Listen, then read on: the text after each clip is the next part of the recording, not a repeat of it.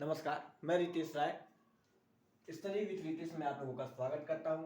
आज का जो हमारा प्रश्न है वह जीके से रहेगा और जीके से जो हमारा प्रश्न है उसका जो टॉपिक है वो है वेद। ठीक है, तो वेद को सबसे पहले जान लीजिए। ये प्रश्न इस प्रकार से बन सकता है कि भारत का सर्व प्राचीन धर्म ग्रंथ कौन सा है। तो भारत का सर्व प्राचीन यानी सबसे प्राचीन सबसे पुराना धर्म ग्रंथ की बात करें तो वह वेद ही है। ठीक है, इतना आप लोग को समझ में आया। और वेद की अगर बात करें तो वेद के कुल कितने प्रकार हैं? वेद के कुल 4 प्रकार हैं। कौन कौन सा? नंबर 1 यहाँ पे आपको दिख रहा है ऋग्वेद, यजुर्वेद, अथर्ववेद और सामवेद। इतना आपको समझ में आया। वेद के कुल कितने प्रकार हैं? वेद के कुल 4 प्रकार हैं। कौन कौन सा? ऋग्वेद, उसके बाद यजुर्वेद, अथर्ववेद और सामवेद। इतना समझ में आया आपको। फिर आगे देखते हैं। आगे अगर बात करें तो यहाँ पे लिखा हुआ संकलनकर्ता यानी कि वेद के संकलनकर्ता कौन है? तो उनका नाम है महर्षि कृष्ण द्वैपायन वेद व्यास। इतना आपको याद रहेगा। यह नाम आप लोग याद रखिए। अगर आपसे प्रश्न पूछिए दिया जाए कि वेद के संकलनकर्ता कौन है तो उनका नाम रहेगा महर्षि कृष्ण द्वैपायन वेद व्यास। ठीक है, और देखिए वेदों को संहिता नाम से भी जाना जाता है। ठीक है, समझ में आपको। ये 4 वेद हैं। कौन कौन से? ऋग्वेद, यजुर्वेद, अथर्ववेद और सामवेद। इसको संहिता नाम से भी जाना जाता है। यह याद रहेगा आपको। चलिए अच्छी बात, आगे देखिए। वेद क्या हमें उपदेश देता है?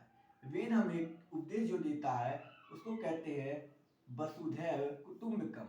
अब बात करते हैं वसुधैव कुटुंबकम का अर्थ क्या होता है। इसका मतलब हिंदी होता है, इस हिंदी में इसका मतलब होता है धरती ही परिवार है। समझ में आया? यानी कि वेद जो है हमें यह उपदेश देता है कि हमारी ये जो धरती है वही हमारा क्या है? परिवार है, ना कि कोई एक अकेला देश हमारा परिवार है। समझ में आया आपको? पूरी पृथ्वी ही हमारी परिवार है। ठीक है, तो उद्देश्य इसका क्या है? वसुधैव कुटुंबकम का। एक बार आप इसका स्क्रीनशॉट ले लीजिए, फिर हम लोग आगे बढ़ते हैं।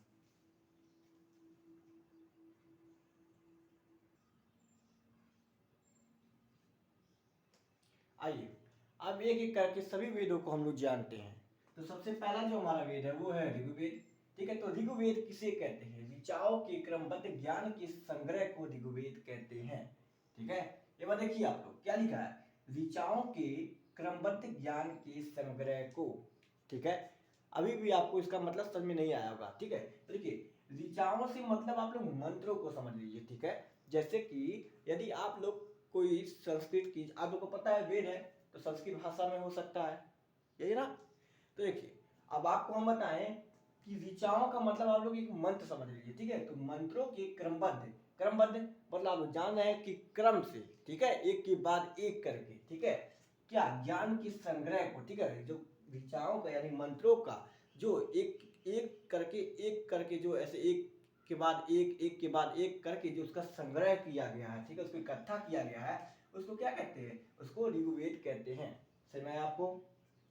इस तरह से आप लोग इसका मतलब निकाल सकते हैं। तो ऋग्वेद किसे कहें? ऋचाओं के क्रमबद्ध ज्ञान के संग्रह को ऋग्वेद कहते हैं। अब जानिए ऋचाओं की संख्या कितनी है ऋग्वेद में। ठीक है, ऋग्वेद में ऋचाओं की संख्या कितनी है? तो वह 10,462। याद रहेगा आपको? यह बात आप लोग रख लीजिएगा। ऋग्वेद में ऋचाओं की संख्या कितनी है? तो 10,462 है। ठीक है, और इन ऋचाओं को पढ़ने वालों को क्या कहते हैं? इन ऋचाओं को पढ़ने वालों को होतृ कहते हैं। ठीक है, फिर से थोड़ा और स्पष्ट करिए। क्या ऋग्वेद की ऋचाओं को पढ़ने वाले को होतृ कहते हैं? समझा? मैं अन्य किसी वेद की भी बात नहीं किया हूं, मैं मात्र ऋग्वेद की बात कर रहा हूं। ठीक है, ऋग्वेद में ऋचाओं की संख्या कितनी होती है? 10,462। ठीक है, ऋग्वेद में ऋचाओं को पढ़ने वाले को होतृ कहते हैं। ठीक है, और फिर आगे देखिए ऋग्वेद में कितने मंडल होते हैं? अब आप कहेंगे मंडल क्या होता है? ठीक है, क्या मंडल क्या होता है उसे भी हम लोग आगे जानेंगे, लेकिन पहले आप लोग ये देखिए ऋग्वेद में मंडलों की संख्या। मंडल से एक तात्पर्य से समझ सकते हैं कि जैसे कि जान लीजिए ये एक वेद है, एक इस वेद में आप लोग को पता है कि कई मंत्र होंगे, कई अनुसंधान होंगे, तो उन्हीं सबको मंडल, ऋचाएं, सुक्तियां इसी प्रकार से देखा जा सकता है, कहा जा सकता है। ठीक है, उसको आगे हम लोग अच्छे से जानेंगे। पहले देखिए ऋग्वेद में कितने मंडल होते हैं? तो ऋग्वेद में कुल 10 मंडल होते हैं। समझ आया आपको? ऋग्वेद में कुल 10 मंडल होते हैं। उसके बाद ऋग्वेद के बारे में और जान लीजिए आप लोग कि यह सबसे प्राचीन वेद है, यानी कि हमारे पास जो चारों वेदों का नाम दिया गया था, उन चारों वेदों में सबसे प्राचीन वेद जो हमारा है वह कौन सा है? ऋग्वेद है। ठीक है, एक बार आप इसका फिर से स्क्रीनशॉट दीजिए, फिर हम लोग आगे देखेंगे।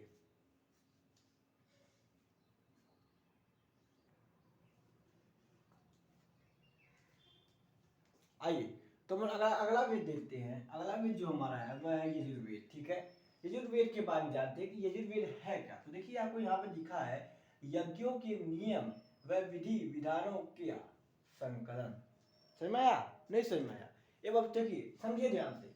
क्या यह जो यजुर्वेद है इसमें यज्ञों का नियम यानी यज्ञ किस प्रकार से किए जाते हैं, विधि विधान यानी कि कोई भी विधि विधान, जैसे कि आप अगर पूजा कर रहे हैं, ठीक है, आप मुंडन करवा रहे हैं या फिर आप रामायण करवा रहे हैं, ठीक है, तो उसका क्या विधि है, वह किस प्रकार से किया जाता है। ठीक है, अगर आप लोग पूजा कर रहे हैं तो पूजा करने का क्या विधि है, उसको क्या कहते हैं, वह किसमें बताया गया, उसका जो रूल है, उसका जो किस प्रकार से किया जाएगा वह हमारे यजुर्वेद में बताया गया है। समझ में आया आपको?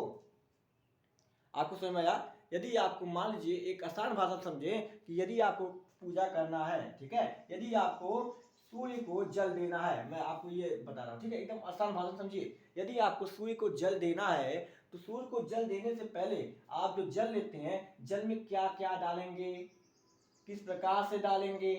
ठीक है, अगर जल को ले जा रहे हैं, आप लोग घर में सुने होंगे, गांव में अगर आप सुने भी होंगे कि जल को ले जाया जाता है तो उसको कहा जाता है कि दाहिने हाथ से पकड़ के ले जाए, ना कि बाएं हाथ से। ठीक है, तो वह जो नियम है वो कहाँ बताया गया है, वो सारे नियम को जो है हमारे यहाँ यजुर्वेद बताता है। ठीक है, तो यज्ञों को किस प्रकार से करें, विधि विधानों का जो किस प्रकार से करें, ठीक है, इसका जो संकलन है उसको हम लोग क्या कहते हैं, यजुर्वेद कहते हैं।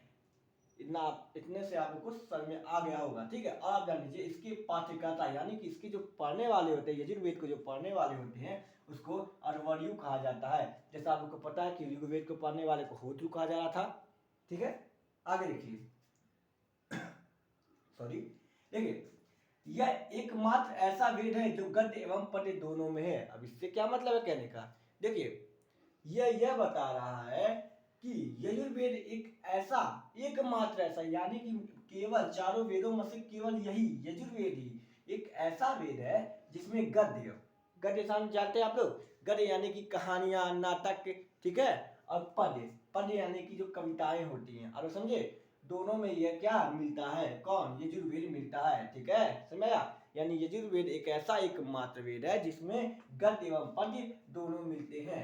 आइए सामवेद की बात करते हैं। सामवेद की अगर बात किया जाए तो यहाँ पे देखिए लिखा है गाय, ठीक है, जाने वाले मंत्रों का संकलन, यानी कि आपको बताएं, ठीक है, जानते हैं आप लोग कोई भी कार्यक्रम होता है, अगर कोई कार्यक्रम होता है तो उसमें कुछ मंत्रों को गाया जाता है, समझ में आया आपको?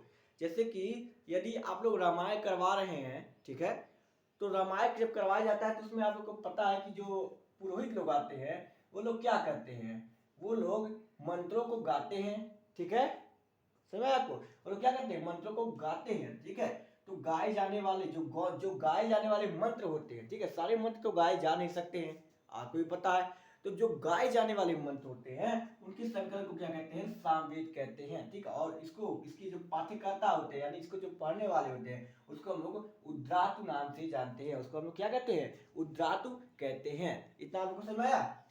ये देख लीजिए, सामवेद यानी गाए जाने वाले मंत्रों का संकलन है, इसके पाठ्यकर्ता को उद्रातु कहते हैं। और देखिए इसे भारतीय संगीत का जनक कहा जाता है। क्या कहा जाता है? इसे भारतीय संगीत का जनक कहा जाता है, भारतीय संगीत का जनक कहता है। याद समझ आया? इसमें तो कोई दिक्कत होगा नहीं।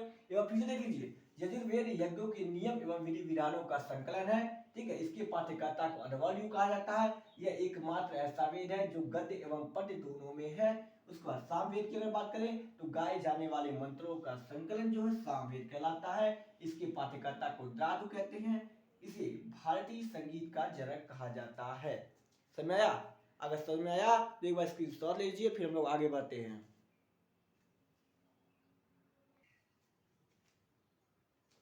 आइए आगे बात कर लेते हैं, हमारा लास्ट और आखिरी जो है हमारा क्या है, अथर्ववेद। ठीक है, अथर्ववेद के बारे में अगर बात करें तो देखिए मनुष्यों के विचारों एवं अंधविश्वासों का विवरण क्या है, अथर्ववेद में मिलता है। इसका मतलब समझे आप लोग? एक बार ध्यान से इसका मतलब समझिए। क्या मनुष्य, कौन से मनुष्य? जो सामान्य मनुष्य होते हैं, ठीक है, उनके विचार, ठीक है, उनके विचार के मतलब क्या? उनके अच्छे विचार, उनके बुरे विचार, जो उनके मन में जो विचार चलते हैं, ठीक है, उनके अंधविश्वासों, यह बात ध्यान लिखिए, ठीक है, अंधविश्वासों, यानी कि वो जो अंधविश्वास रखते थे, जादू टोना, ठीक है, ये सब क्या है, उसका जो विवरण है वो अथर्ववेद को पढ़ने से आपको प्राप्त होगा। ठीक है, अथर्ववेद के बारे में कुछ एक बार जान लीजिए आप लोग। इसमें जो मंत्रों की संख्या है वो कितनी है? 731 है, और पद्य की जो संख्या है वो 6000 के आसपास है। समझ में आया आपको? देखिए अथर्ववेद, जैसे कि मैंने बताया कि ये क्या है, ये सामान्य मनुष्यों का जो विचार है। तो मनुष्य, जो सामान्य मनुष्य होते हैं, आप लोग जानते हैं कि प्राचीन काल में जो मनुष्यों का विचार था, जो मानव लोग का विचार था, समाज का जो विचार था, वह कैसा था? वह कुछ खास विचार था नहीं उस समय। बाल विवाह, सती प्रथा, ये सारे तमाम बुराइयां जो था समाज में फैली हुई थी। ठीक है, तो देखिए इसलिए ये क्या, ये कन्याओं के जन्म की क्या करता है? निंदा करता है। ठीक है, यानी कि कन्याओं के जन्म की निंदा करता है। इसका क्या मतलब हुआ? इसका मतलब हुआ कि आज भी आप लोग समाज में देखेंगे कि अगर किसी के घर में कन्या यानी कि लड़की जन्म लेती है तो उसको क्या बताया? उसको बुरा बताया जाता है। ठीक है, और यदि लड़का जन्म लेता है तो उसको प्रशंसनीय बताया जाता है। समझ में आपको? सारे लोग खुश होते हैं कब? जब लड़का जन्म लेता है, और जब लड़की जन्म लेती है तो सारे लोग खुश नहीं होते हैं। ठीक है, बड़े दुखी होते हैं कि अरे हमारे घर तो लड़की जन्म आएगी। ठीक है ना, समझिए कौन? यह सबसे बाद का वेद है। जैसे कि मैं आपको बताया था कि क्या बताया था कि जो ऋग्वेद है वह सबसे पहला ग्रंथ है, सबसे सॉरी ये सबसे ऋग्वेद जो है वह सबसे प्राचीन ग्रंथ है। ठीक है, सबसे पुराना ग्रंथ कौन सा था? ऋग्वेद था। और जो अथर्ववेद है वह सबसे बाद का यानी कि इसका जो निर्माण हुआ था सबसे सबसे बाद में हुआ था। यानी कि एक तरह से कह सकते हैं कि ये सबसे सबसे नया वेद भी है। ठीक है, सबसे पुराना वेद कौन सा हुआ? ऋग्वेद। सबसे नया कौन सा हुआ? अथर्ववेद। तो मैं आपको इस प्रकार से जो हमारे वेदों की चारों श्रृंखलाएं थी वह समाप्त हुई। ठीक है, अब इससे संबंधित जो हम आपको क्विज देंगे, ठीक है, प्रश्नों की श्रृंखला देंगे इस वीडियो में, हालांकि वो नहीं रहेगा, वह अगले वीडियो में होगा और आज ही आप लोग को मिलेगा। उसमें क्या, उसमें जो इन सारे में जो क्वेश्चन छूट रहे हैं, ठीक है, उन सारों को कवर कर दिया जाएगा। तो इस प्रकार से आपका वेद में से कोई भी क्वेश्चन छूटेगा नहीं। ठीक है, वीडियो आपको पसंद आया हो तो लाइक करिए, शेयर करिए, कमेंट करिए, और चैनल को अगर सब्सक्राइब नहीं किए हैं तो चैनल को सब्सक्राइब भी करिए। इसी के साथ इसका स्क्रीनशॉट ले लीजिए